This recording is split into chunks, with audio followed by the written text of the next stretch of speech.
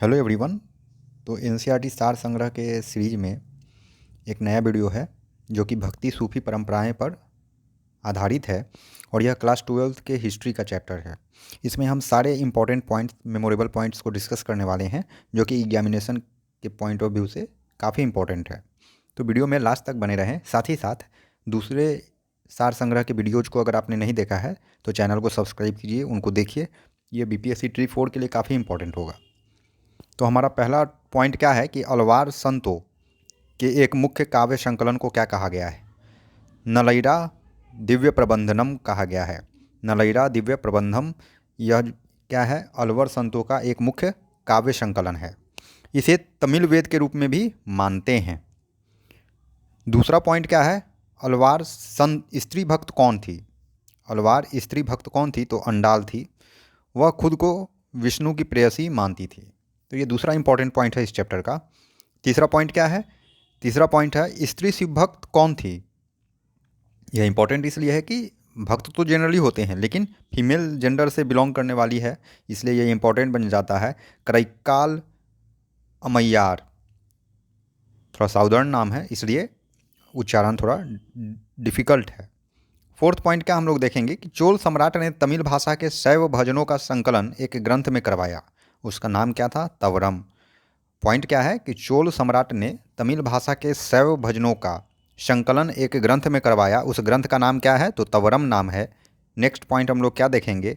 किस चोल राजा ने संत कवि अप्पार संबंदर और सुंदरार की धातु प्रतिमाएं शिव मंदिर में लगवाया?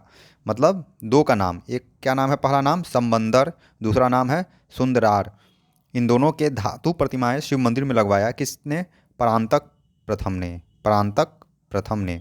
ठीक है। नेक्स्ट पॉइंट क्या हम लोग देखते हैं?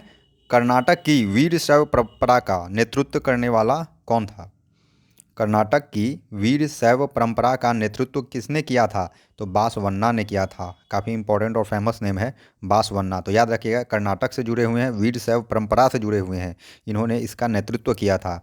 किसने किया था? बासवन्ना ने किया था। वे पहले जैन थे और चालुक्य राजा के मंत्री वीरशैव लिंगायत कहलाए। वीरशैव क्या कहलाएं? लिंगायत कहलाएं।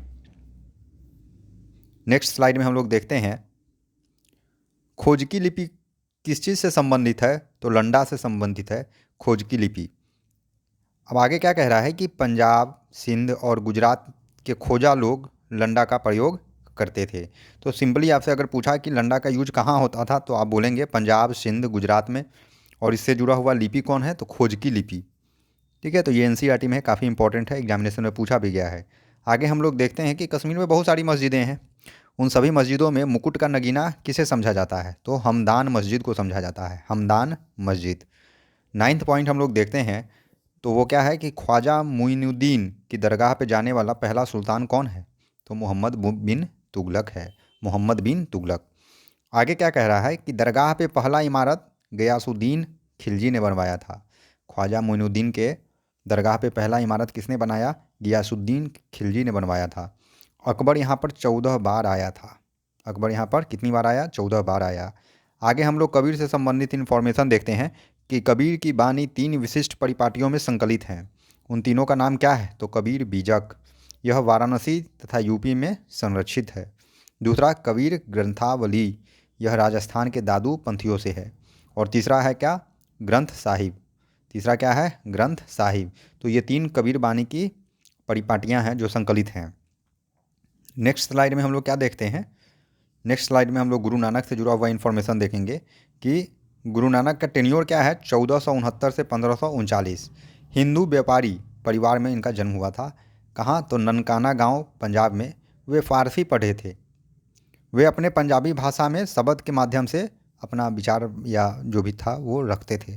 उनके सेवक का नाम भाई मर्दाना था। सेवक का नाम क्या? नाम पहला जो फर्स्ट सेवक था उनका नाम क्या था? मर्दाना। भाई मर्दाना उनका पहला सेवक था। उनके बाद उनका अनुयायी अंगद गुरु बना। उनके बाद उनका अनुयायी कौन बना? अंगद गुरु बना।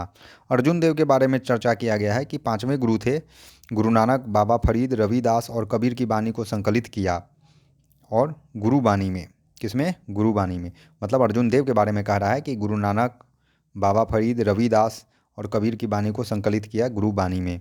आगे गुरु गोविंद सिंह जो 10वें गुरु हुए, गुरु बानी में तेग बहादुर की रचनाओं को जोड़ दिया। तो ये सब इम्पोर्टेंट है कि गुरु गोविंद सिंह ने तेग बहादुर की रचनाओं को जोड़ दिया और क्या बन गया, गुरु ग्रंथ साहिब बन गया। नेक्स्ट पॉइंट हम लोग क्या देखते हैं, असम में शंकर देव जो वैष्णव धर्म के प्रचारक थे, उनके उपदेश को भगवती धर्म कहा गया। भगवती धर्म कहा गया। उनका प्रमुख काव्य रचना क्या था, तो कीर्तन घोष था। मीरा के गुरु का नाम क्या था, रैदास था। तो ये सारा इंपॉर्टेंट पॉइंट है जो इस चैप्टर से रिलेटेड है। नेक्स्ट वीडियो के लिए आप चैनल को सब्सक्राइब कीजिए, वीडियो को लाइक कीजिए। Thank you.